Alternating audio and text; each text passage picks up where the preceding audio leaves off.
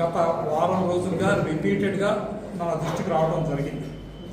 ఈ వచ్చిన కంప్లైంట్లు ఏంటంటే సకాలానికి వైద్యులు వైద్య సిబ్బంది డ్యూటీలకు హాజరు కావటం లేదు.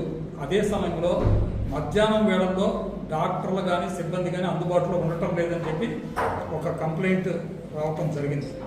దాని మీద ఇక్కడ ఉన్నటువంటి సిబ్బంది ఎఫ్ఆర్ఎస్ అంతా కూడా ఎప్పుడు ఈ డ్యూటీ టైమింగ్స్ వస్తున్నారు, ఏ టైంలో వాళ్ళు డ్యూటీ విడిచిపెట్టి వెళ్తున్నారు అనేది ఒక ఎఫ్ఆర్ఎస్ మొత్తం డేటా తీసుకోవడం జరిగింది.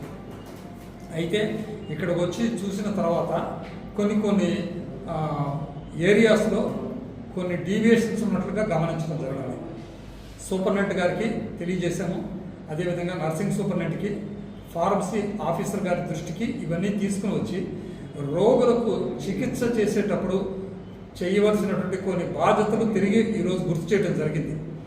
ఎందుకంటే పాత రోగులు, ఎన్సిడి రోగులు అంటే టీబీ, షుగర్ పేషెంట్లు, బీపీతో సఫర్ అవుతున్న పేషెంట్లు, గర్భిణీ స్త్రీలు వీళ్ళంతా వస్తున్నప్పుడు వాళ్ళు సరైన విధంగా వాళ్ళ మెడికల్ రికార్డ్స్ అనేది మెయింటైన్ చేయాల్సిన బాధ్యత వాళ్ళ దగ్గర ఉంది, హాస్పిటల్ దగ్గర కూడా ఉంది.